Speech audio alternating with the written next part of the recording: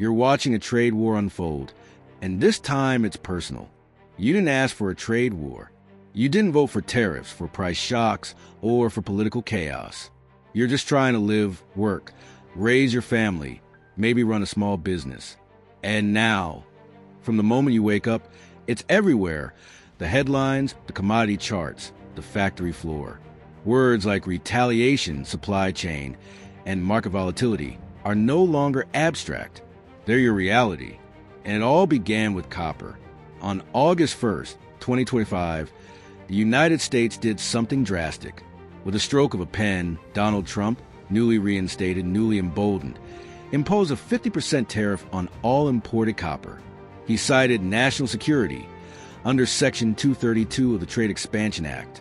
That's the same law he used back in his first term to disrupt steel and aluminum markets. But this time, the blow hit even harder. Why? Because copper isn't just a metal. It's a lifeline. It runs through your home's wiring. It powers electric vehicles. It connects wind farms, solar panels, phone lines, and entire cities. And almost overnight, that lifeline became 50% more expensive for American importers and far more unpredictable for everyone else. You're Canadian, and you know this story intimately, because it's not just copper, it's your copper. Canada has been one of America's most reliable copper suppliers for decades. We mine it, we refine it, we ship it. Some of it travels to Asia for additional processing, but it nearly always comes back, feeding American factories, car plants, tech companies, power grids. Until now, Trump's tariff didn't just target copper, it targeted you. Suddenly, your economy, your exports, your workers, your industrial towns became collateral damage in a policy built on paranoia. Your trade relationship with your closest neighbor, already bruised and bloodied after years of insults and tariffs, was ruptured once again. And this time, Canada isn't playing nice. Instead of begging for exemptions or pleading for logic, Canadian exporters acted quickly and decisively. They pivoted.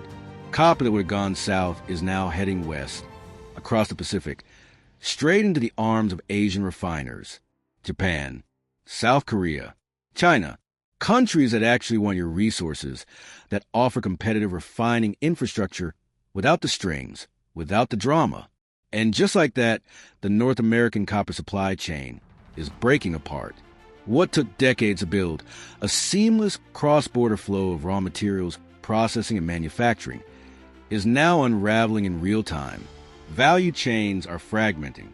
Partners are pulling out. And Canada? Canada is done waiting for respect. You're not just rerouting copper. You're redrawing alliances. But here's the twist. This isn't just about mines and metal. This is about every single thing that copper touches, which, in 2025, is almost everything. Let's start with electric vehicles. EVs use 2 to 3 times more copper than internal combustion cars. It's in the battery, the wiring, the motor. The shift to electric mobility was already straining supply. And now, the tariff has sent prices through the roof. A 13% surge in copper futures hit the market within a single day. The biggest shock in modern trading history. That's not volatility. That's a warning. Tesla, Ford, GM, they're all on alert. Cost projections are exploding. Contracts are being rewritten. Entire vehicle platforms may be delayed or canceled. And you know what that means. Higher prices for consumers. Slower adoption. Fewer jobs. The U.S. just lit a fire under its own clean energy transition. And somehow, it's acting surprised. Meanwhile, small and medium-sized manufacturers are suffocating. Unlike multinational corporations with global hedging strategies, these local factories, especially across Ohio, Indiana, Michigan, can absorb 50% cost hikes. Their supply chains don't stretch across continents. They rely on predictable prices, affordable inputs, and stable relationships. But now, those relationships are in flames. And the irony?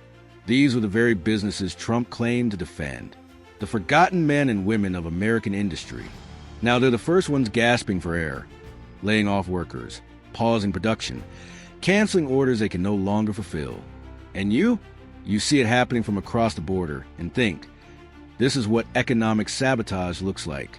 not against enemies, against allies. But it doesn't stop there.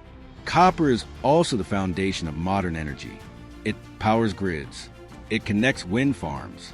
It enables solar installations. And in 2025, amid global climate urgency, we're supposed to be expanding that infrastructure, not choking it. Utility companies in the U.S. are already pleading for emergency rate hikes. Why? Because copper costs have spiked so dramatically, they can't maintain construction timelines or grid modernization budgets without passing the burden on to customers. And while the Biden-era green energy initiatives still hang in legislative limbo, those projects are already on life support. You don't build a green grid on chaos. You don't build climate resilience on trade wars. Canada sees this. And so, for once, Canada is acting like a global trader, not a loyal junior partner, not a polite neighbor waiting to be acknowledged, a sovereign player making strategic moves. Because the truth is, Asia has already outpaced North America in copper refining. They control over 40% of global refining capacity, and by 2027, they're projected to control over 50%. They've got the facilities, the workforce, the political focus. They don't view copper as a bargaining chip. They view it as infrastructure. And Canada? Canada is learning to work with that. You're watching Canadian exporters cut out the U.S. middlemen. You're watching Asian refiners offer faster turnaround, better prices, fewer headaches. You're watching trade routes change in real time. And deep down, you're wondering, why did we do this sooner? But don't mistake Canada's pivot as betrayal. It's self-preservation, because the retaliation is already brewing. Ottawa has filed challenges at the World Trade Organization. Legal teams are preparing cases. But beyond the paperwork, real pressure is mounting. Canada is poised to strike back with $125 billion in retaliatory tariffs, ready to be triggered by the July 22nd deadline. And if that button gets pushed, it won't just be copper in the crosshairs. Pharmaceuticals, agricultural goods, manufacturing components, everything from wheat to windshield wipers could be on the list. A full-blown economic war between Canada and the U.S. And you're not watching it from the sidelines. You're in it. Your job, your groceries, your car, your electric bill, all of it hangs in the balance. Some will say this is just political theater, but you know better. You see the patterns. You remember the steel tariffs. You remember the dairy fights. You remember the humiliation of NAFTA being shredded, renamed, and served back to us with smirk. This is not an accident. This is a pattern of disrespect. And now, the consequences are coming home. The U.S. is isolating itself, not because it has to, but because it refuses to lead with trust. It's building walls around its own economy and calling it protection. But isolation is not protection. It's decay. And for once, Canada is refusing to rot alongside it. So where does that leave you? It leaves you rethinking everything you thought was solid: supply chains, trade rules, diplomatic norms. It leaves you realizing that Canada must build new trade routes, forge new alliances, invest in our own refining capacity, and stop assuming proximity equals partnership. It leaves you angry, because for years you've played by the rules. You've invested in cross-border industries. You've built up infrastructure based on reliability, predictability, mutual respect. And now the rules are being rewritten, and not by consensus, but by decree. The copper tariff is just one spark, but you can feel the fire spreading. You can feel trust burning away. And if leaders on both sides don't act soon, don't compromise, don't course correct, you won't just lose copper. You'll lose decades of shared prosperity. You'll lose the possibility of North American cooperation. You'll lose the very idea of a borderless industrial future. And if that happens, the cost won't just be measured in dollars. It will be measured in regret. You're watching history shift, quietly, steadily, and maybe irreversibly. At first, it felt like just another tariff. Another trade move from a president who governs by impulse and announcement. You've lived through these before. Tariffs on steel, aluminum, softwood lumber. And each time, Canadians were told to stay calm, ride it out, be patient. But this time is different. This time, it's not just a policy decision. It's a fracture, a rupture in trust, in mutual interest, in the very idea that Canada and the United States are still, at their core, on the same team. You used to believe that. You were told that for your whole life. Two countries, side by side. Longest undefended border in the world. Shared values, shared economies, shared future. But now you're wondering if that was ever really true, or just a convenient fantasy that collapsed the moment it became politically inconvenient. Because the moment Canada's copper became a bargaining chip, you saw the truth. We were never partners. We were leverage. And what's more painful is knowing this didn't need to happen. Copper was one of the most efficient, symbiotic trade relationships in North America. Mined in British Columbia, shipped to South Korea for precision refining, returned to the U.S. for EVs, for homes, for national infrastructure. It worked because it was cooperative, because the system recognized that no single country could dominate the entire chain. But Trump doesn't see cooperation. He sees dependence.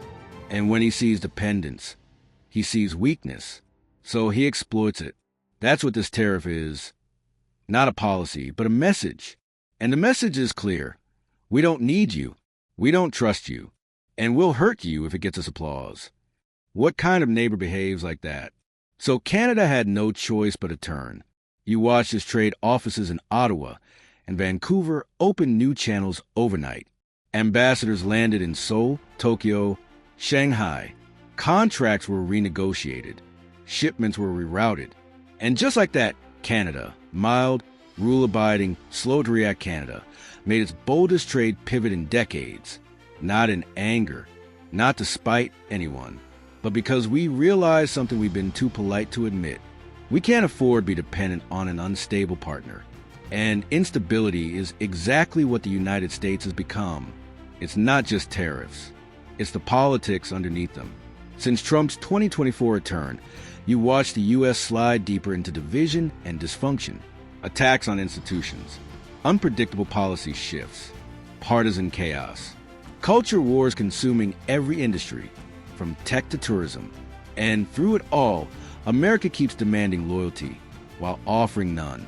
They want Canadian copper, but don't want Canadian voices at the table.